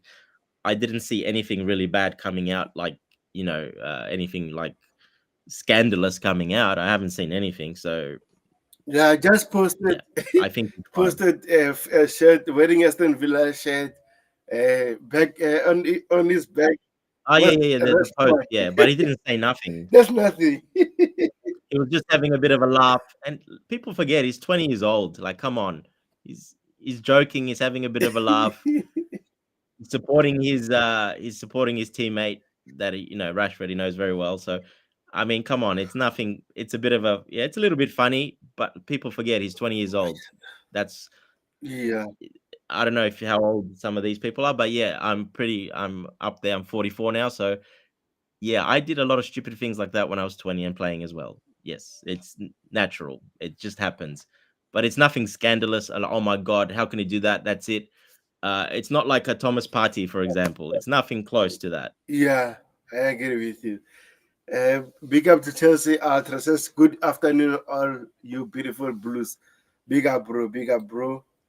Richmond Mika says, Chelsea not happy with that financial report coming out that we need sales of 60 million. A lot of people looking at Santos, Chalaba, George, Liverpool, West Ham, and Sanchez. Ah, man, let's see. Like and Dante say, Enzo Maresca will keep players that he wants to stay at Chelsea. If maybe Santos wake up tomorrow says want to leave, I don't think Chelsea will stand on his way. So let's see what will happen. Says yes, we have put away 100 million. It says, well said, Dante. It says, okay, well said, Dante. He says, yes, it doesn't go on our books. Well said, Dante. And then we have Yeah. Chelsea, Knowledge, yeah. Common knowledge that came out. Chelsea addresses I just know Maresca vision in Ganacho, Parma, Neto, Zele, Frankfurt. And we'll wait and see. We don't know that. I think it like he says, Maresca, every game is different. Every game I set up different for the opponent. So he will set up Delap as a striker for games, but then you see Pedro, João Pedro, he's got that option now. He didn't have that option before. He's got João Pedro now as an option. So that changes things. Like we said on Chelsea Perspective, me and Coach have been saying it a lot. When he has the tools that he can use, he's going to use them. And like Madueke, for example, Neto is taking his spot. Esteval's coming in, probably will take his spot.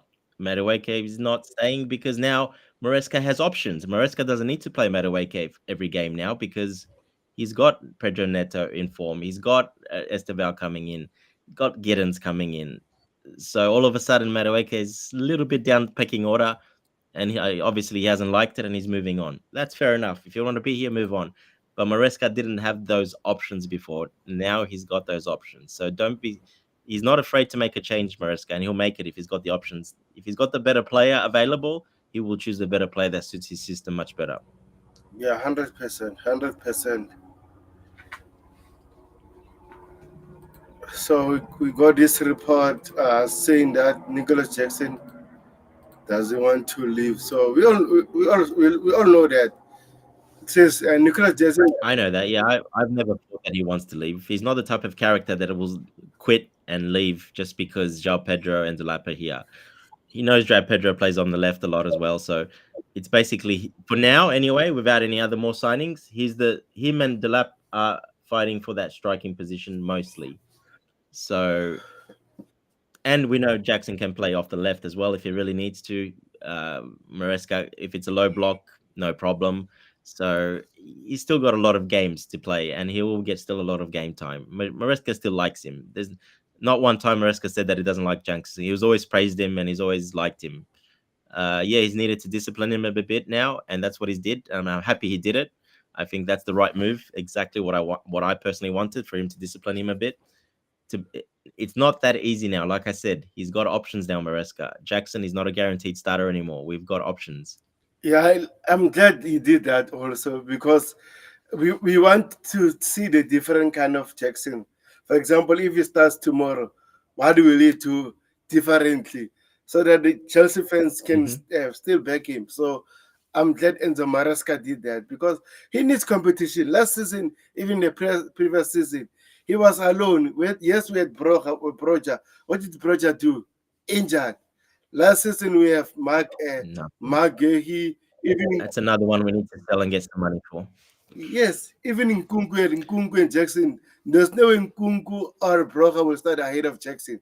Now we have left 11. No chance, yeah. And Pedro, that means Jackson needs to pull up his socks. And I just want to see that Jackson giving us the results game by game every time when he was given an opportunity. So I hope he stays, he doesn't leave, and want to see the next Jackson. What can he do to improve as a player? Exactly. Stay, prove yourself. It also gives us great depth, because there's going to be injuries because we're going to have a lot of games. Stay, prove yourself, make yourself number one if you can, and do it. Last time Maresca did this last time, I remember, and then I think after he got sent off, he didn't play him and then he played him in the semi-final of the Conference League, and then he scored those two really nice goals, like really, really nice goals. So last time it worked when he disciplined him a little bit. It worked really well in that I think it was the semi-final of the Conference League, or the quarterfinal, I can't remember, where he scored those two really, really nice goals, really technical goal, second goal, where he pulled across the ball and then just shot it straight, hit the bar and went in. So that's the last time I remember he kind of disciplined him a little bit, and it worked really well. So maybe that's the type of Jackson is. You need, maybe some players are like that. They need that competition to thrive. and they need that a little bit of holding back and making him more hungry. It just makes him much better and more dangerous. Maresca will know that, and we'll see if he's going to use him like that. Tomorrow we'll have an answer. Yeah, tomorrow we will get a clear answer. Even tomorrow, maybe it doesn't start. I don't think he will leave personally. So people, No, I mean as in play tomorrow. It doesn't matter if he starts, if he plays tomorrow. yeah, I think he plays. If he doesn't play at all, then yeah, that's a bit different. But if he plays tomorrow, well, you got your answer. Yeah, we know then. So we'll wait and see what happens. Yeah, personally, I think he plays. Even if it doesn't start, I think he plays. So let's. I do too. Yeah, I think he plays as well. Yeah. So Richmond Maker says from started source, West Ham want to do business with us, no Spurs. And he says this before. He says, according to my trusted source, Under Santos is very happy. Chelsea Goodis is back on. What are your thoughts are on Goodis, Dante? Yeah, I think Kudus will add a lot to this team. He's still a good age, fits the profile, and fits the type of player Maresca likes. Very versatile. Play on the right, can play on the left, can play centrally mostly. Can play false nine if you need him to, because he's got the strength, technicality. He shoots really well. He's strong, very strong. It's very hard to get the ball off him. It's very hard to bring him down. So he's got that physicality that really helps in the Premier League. And you saw what he did at West Ham when he joined them that first year. Wow, he blew everyone away that first year. It was amazing. Second year, not as good. Obviously had a bit of an injury, and then the coaching changes didn't help too much.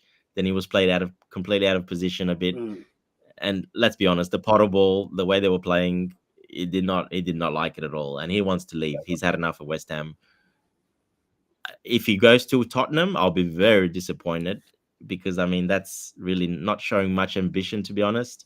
If he does go there, if there's no other offers on the table, then I understand, because he will get a big pay rise. He'll get a pay rise and a big bonus from Tottenham if he signs there, and he'll be a guaranteed starter if he signs there.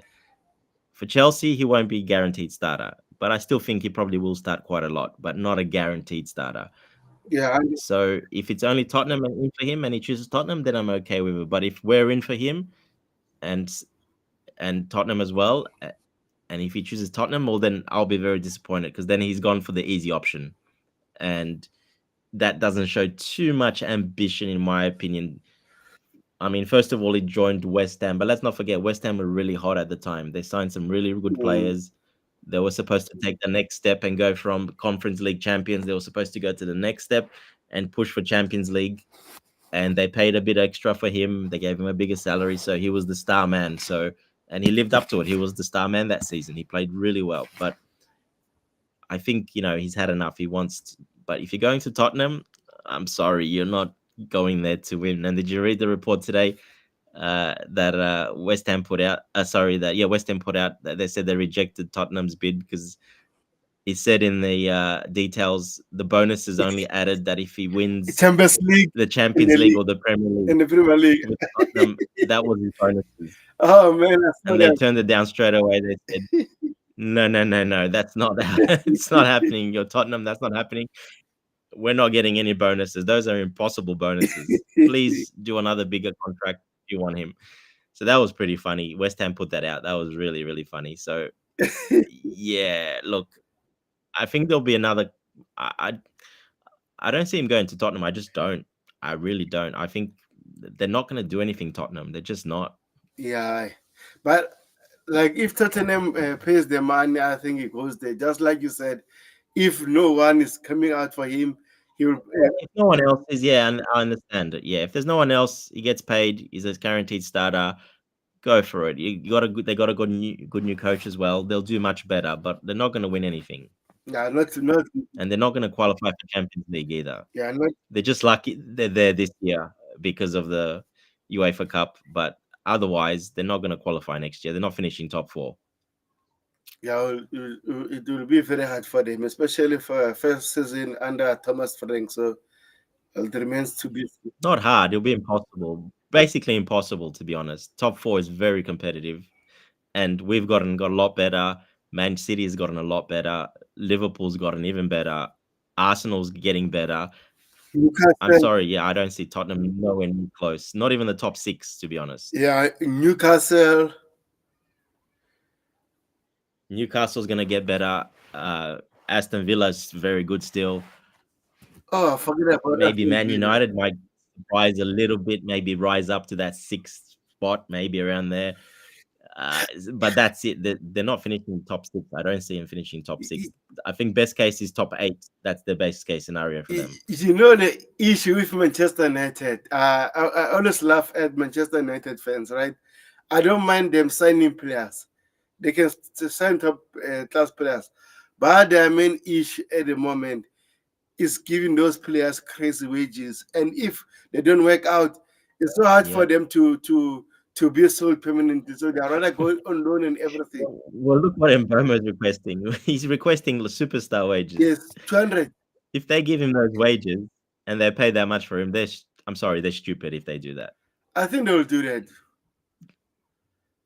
They're never going to move him. Never. If he does not work out for some reason, like most of them have, okay, he's a bit more Premier League proven, but he's not proven in the system that Amarin plays. That's a completely different system from what he played at Brentford.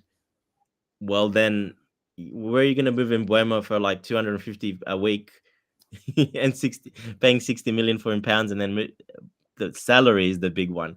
250 minimum a week he wants. Wow. That's crazy. And he was earning under maybe 50 or 70 million at Brentford now. And he hasn't signed yet, by the way. He hasn't signed yet. They've been negotiating for 3 months. They hasn't signed yet. They haven't signed anyone yet. They haven't signed anyone. They signed Cunha, only Cunha. They've just been getting rejected left, right, and center. They only signed Cunha from Wolves. Yeah. That's it. I'm saying in Burma, they haven't signed him yet. Yeah, I think so. We don't know if that's even going to 100% happen. It probably will, but you never know.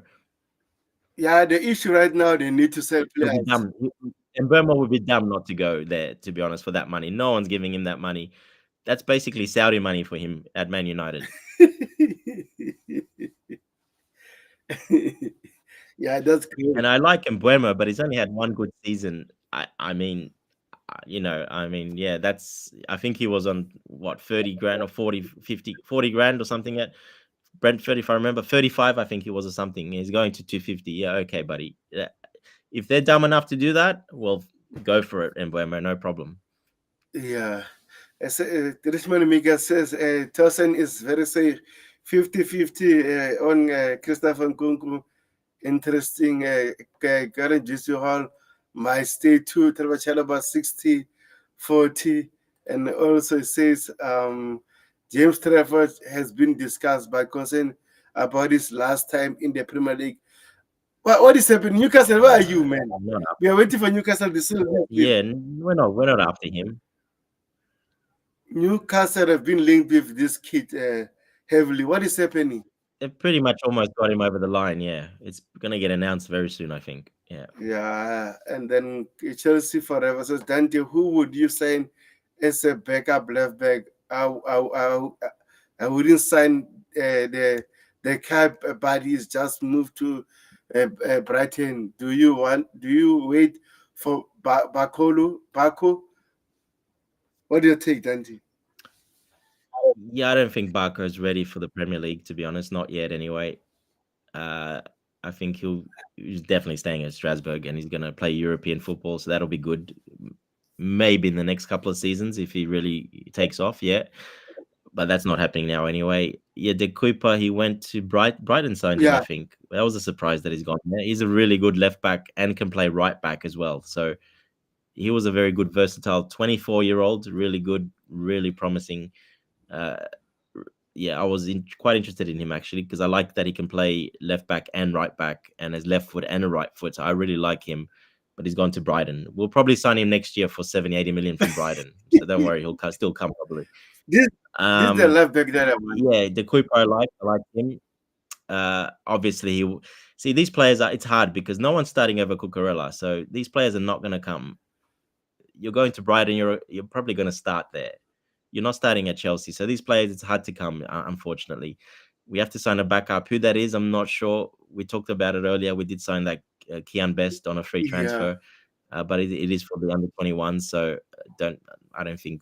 Yeah, if he proves himself and does, you never know. But I don't think so. No, I think we'll still look to sign that left back, maybe to cover for Cucurella. Who it is, I have no idea.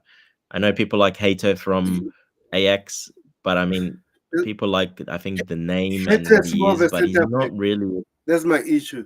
He's more of a left center back. Yes, he's played left back, but he's got nothing going forward at all. Like, he's more of a defender. Mm. He's never played what that's Cucurella's done. He's never done that. Doesn't invert. Doesn't do that. He will. If you want to just as a defensive left back, yes, but I don't understand too much why people like him too much. I like him too for a defender, but not as a to do what Cucurella does. No, not even close. So yeah, that's the only one. I mean, he's good because he's 19. He's the captain there. He's like, yeah, he's very good, very promising. But I don't think he'll come either. He's not the type of player that will come to be a backup. I don't see that happening either. So I, that's a sensitive one. You got to find the right player. It's not easy to find a player to come to back up Cucurella. That is not an easy thing to do. yeah, I like this guy, and I think I like two two left backs. This guy, Miguel Gutierrez from Girona. I think Oh yeah, he's yeah, so yeah, good in that role. yeah. But the problem with him, Tobago, Man City have his hands all over him. He's basically Yeah, but they're their sending a left back owned. right now, so Basically, yeah. they just signed a left back. They've got a first dibs on him. They got clauses on him. Yeah, I don't think. Yeah, look, you never know, but yeah, he's good. He's good as well. He can do the job pretty well because he can go forward as well, really well. So he would be a good one. I actually forgot about him. He's not bad. He's quite tall as well, so he's quite can be quite physical as well.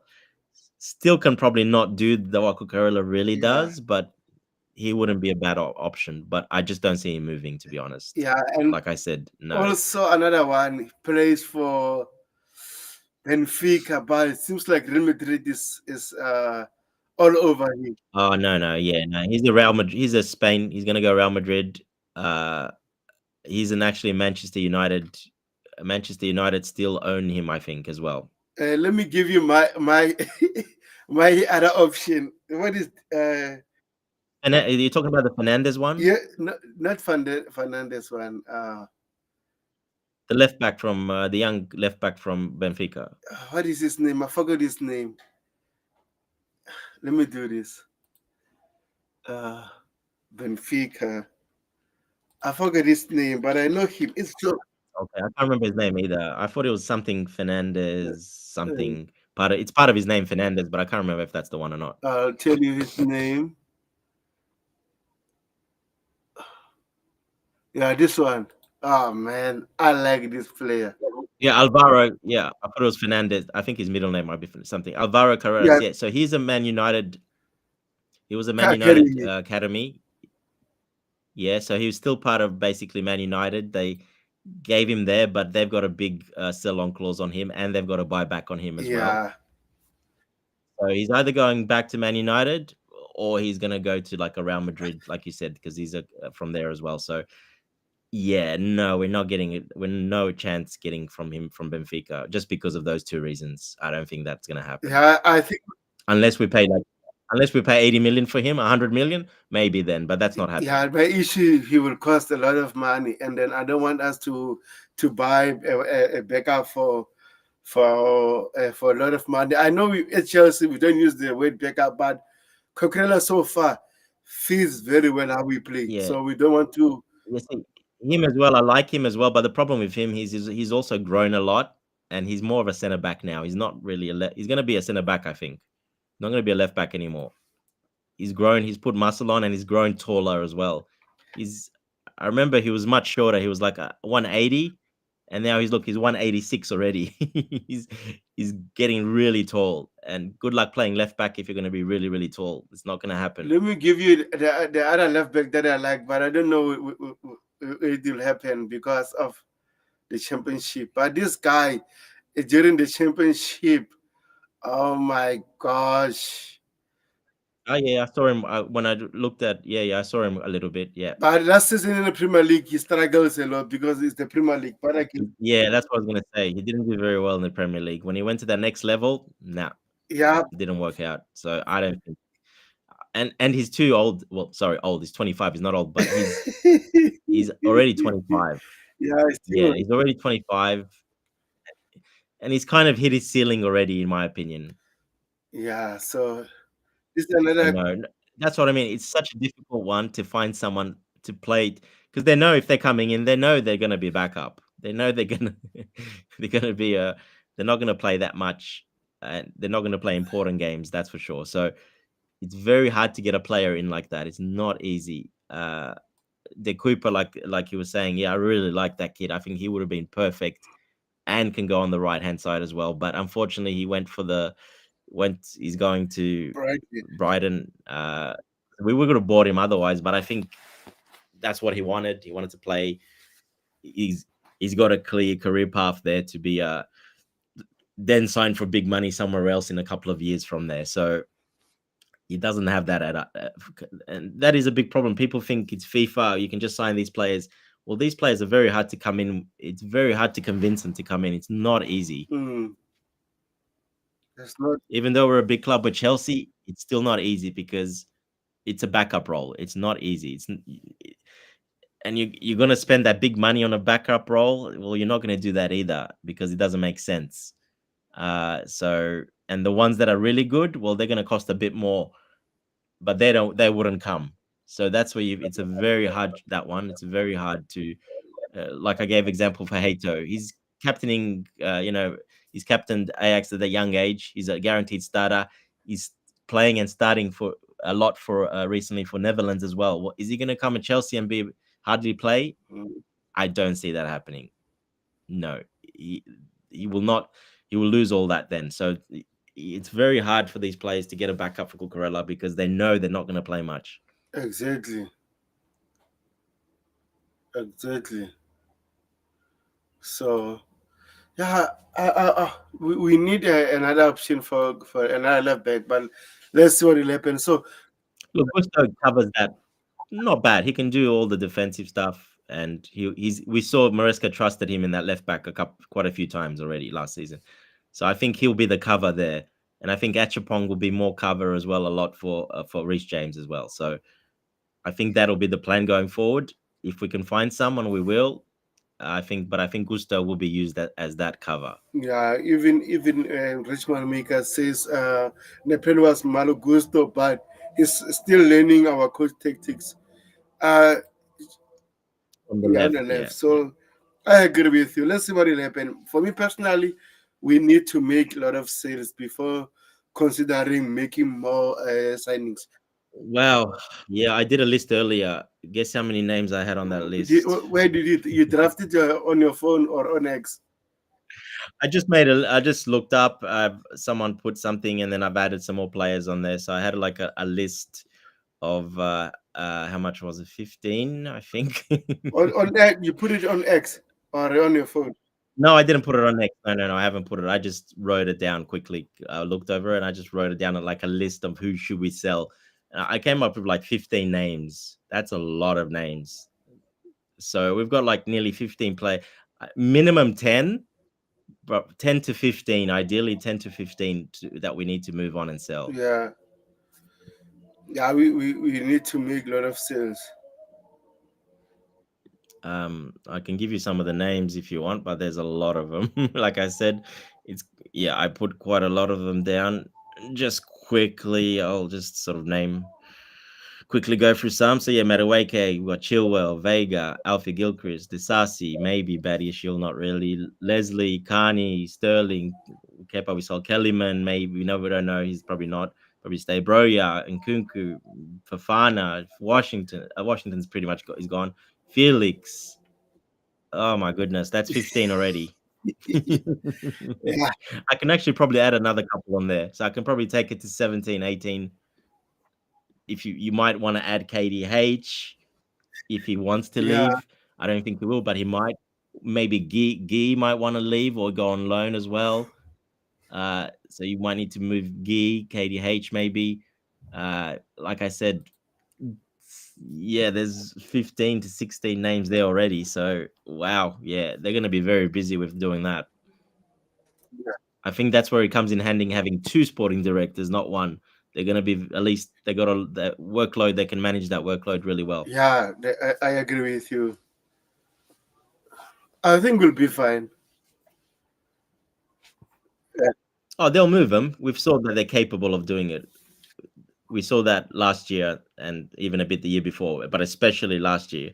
And when the big turnover, we know they can do it. If they want to put their heads down, they can do it.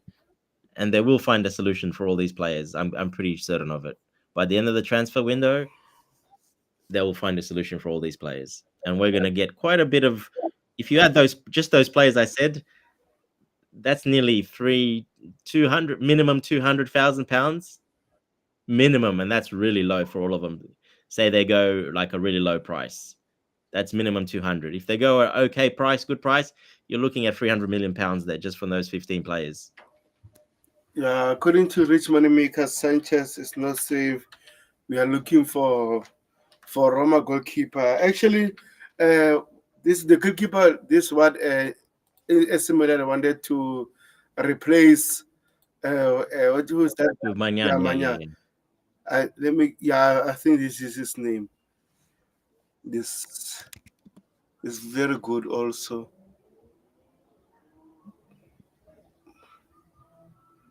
He's okay. I mean, he's all right. I don't mind him, but yeah, look, there's not that many out there that fit the mold, that fit the style. Magnan would probably fit that very well, and don't be surprised you don't be surprised we might go back for that at the end of the transfer window. Yeah, I agree with you. We might go back for him. So let me check his stats quickly. Svili, something like that. Svilla. Yeah, Svila. Villa, yeah, with S. It's a SV. Yeah, it's Villa. Yeah, I remember that keeper. Yeah, So he's okay. He's good, but to be honest, I still like Jorgensen. There's no point that guy coming in. I still would keep Jorgensen over that guy, to be honest. Yeah, Sanchez. I think Jorgensen had an amazing finish to the season. He's way better at. He's never going to get caught on the ball or make a passing mistake like Sanchez does, and he's pulled off a lot of really good saves. He only made one big mistake last season. Yeah, it cost us a bit. It was that Aston Villa game. At the end of the season, it didn't cost us, but he made one big mistake. For me, that's not bad for a 22-year-old. First season in England. I think he did very well. I think he can only get better and more confident. So instead of that Roma keeper, I would still keep Jorgensen, to be honest, over him. There's no point spending on Magnan 100%. If Magnan, I would definitely choose Magnan to come in. He's the only one that can match Jorgensen, as in with ball playing ability. Only Magnan can match his ball playing activity, ball playing. Otherwise, no one else can. He's probably the best I've seen Jorgensen do it with the feet. Yeah, and also let's talk about little goalkeeper. Oh man, I forgot his name. Actually know his name, but I forgot it. The French one? Yeah, I think it's the French one. Yeah, Chevalier, that one. Oh man, another. He's good. He's good too. He's good. I would probably go him a little bit more, Chevalier, over this one. But that is only if Sanchez leaves, of course. Yeah, actually, Sanchez, he's good. I haven't seen anything. I know Rich Moneymakers keep saying it, but I haven't seen him not complain. He's playing a lot. He's still the starter. I haven't seen him say no. There's nothing that's come out that he's leaving, to be honest. Man, let's see what will happen. Man, Sanchez is a good goalkeeper, but not good enough. Or every game you complain about him, that's the Yeah, we all agree that. Would I stay with Sanchez one more year and then next year I would do that? Yes. If say we can get maybe a Diogo Costa or Magnan in January or end of the year, well then I would just ride it out one more year with Sanchez and then upgrade the keeper next year when we're really maybe I think much closer to challenging than we will be this year. Yeah, 100%. So he can still do a job for another year. I think Sanchez and Jorgensen can still do the job. I have no doubt in that. They can still. They might not win us in the Premier League or Champions League, but you never know. But I think for one more year they can still cover if we say go for Magnan in January. Yeah, I would definitely do that. I would still give him. I think he maybe just earned that. The last 10 to 15 games of the season, I think he earned a little bit more respect from everyone because he did so well. He didn't make a mistake and he saved us very well in those games. Yeah, and I think Robert Sanchez is better than these goalkeepers in terms of goalkeepers rule. Shot Yeah, stop. interception, not Yeah. interception, aerial one, saves. Definitely not aerial. Villa's not that. Yeah, they're not those type of keepers. They're a bit more ball playing, but they're still not as good as Jorgensen, in my personal opinion. I still would pick Jorgensen over this one. 100. But shot stopping and claiming high balls and that, you saw Sanchez does that easy because he's so tall. Yeah, that's why now during corner kicks, I'm not worried anymore because he can go out and claim the ball without any fear anymore because he was struggling. But right now, it seems like he's mastering that role. So I'm happy with that. Says we Stanley likes Lucas Chevelli. We are keeping things out until the Club World Cup ends. So let's see, man. So Yeah, we have to. I mean, this is yeah, after the Club World Cup, we will see more movements. Man, exactly. man, Yeah, well, that's just normal. nah, Yeah. man, just give him. Personally, like you said, I would prefer if we want another goalkeeper, don't do that. If it's not Mike Menya, the experienced one, would rather keep Philip Jorgensen and Mike Pandes and also Sanchez. I don't. We don't. There's no point replacing Sanchez It's with someone young. that's similar to him. If you're going to replace him with a world class goalkeeper. Simple Yeah, as man. that. And there's not many of those, but Magnan is a world class goalkeeper. And maybe Diogo Costa is a world class goalkeeper because they start for their country. They play in the top league. Magnan won the league with Lille. He won the league with Milan. He won so much with France. To me, he's a world class goalkeeper. So there's no point getting these other guys that are on the same level as Robert Sanchez. There's no point. I don't see a point. If you're gonna get someone, you got to get someone that's Sanchez. 100%, 100%. So, Dante, I appreciate you for coming in. We don't have a lot to talk about, but what is the score prediction for tomorrow's game? Score prediction: I'm going to go Chelsea 2, Fluminense 1. Yeah, this is the safest prediction. I'll do the same thing. Chelsea 2, Fluminense 1. Yes, I'll go with that. I think we'll break them down. I think we'll get a couple of goals, and then maybe they might score a late goal at the end just to make it a bit nervy for us. But I think we'll see it through. Yeah. I agree with you, bro. And look, if we do lose, it's not the end of the world.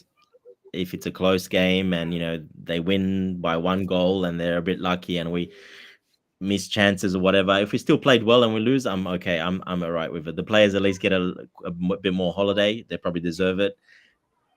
And I think because I had the goal at the start of the tournament, at least to reach the quarter or semi-final. At least that was my goal. Get there. It's good experience for the players. Good money for the team and for the players, obviously, because we've made so much money already off it.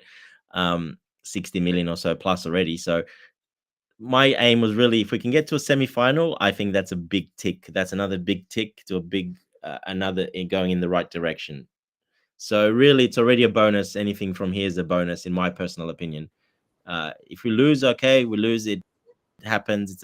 Might be a tight game. You'd lose, okay. But if we win and we get to the final, for me, that's, like I said, it's already a big tick. I think we've already achieved. Personally, for me, I said to get to the semi-final, I'll be extremely happy if we get at least to the semi-final. So we've already done that. So yeah, I'm very happy already anyway. Yeah, 100%. For me personally, the way Fluminense play, I think we have a good chance to beat them and make go through to the final. But like you said, this is football. It's 50-50. anything is possible. But as a Chelsea fan, we always wish our team to do well and win, and then we are going to see in the final. But like you said, 2-1 for me personally.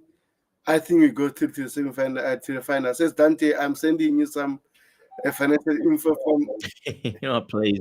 I'm going to bed, Rich Moneymakers. Please don't send me anymore now. Send me tomorrow. I'm going to sleep. I'm very tired. Sure. I don't want to read financial reports now, please. Sure. Thank you, Dante. Appreciate it, guys. Thank you. Bobby was here. Dante, Rich Moneymakers. We had Chelsea Forever, Tops, Chelsea Ultra. We also had, who was there? I forgot. Man. Yeah, few people were here actually. So we had also had Charles Key. So I appreciate it, guys. Up the Charles. See you in the next stream. Peace. Okay, guys.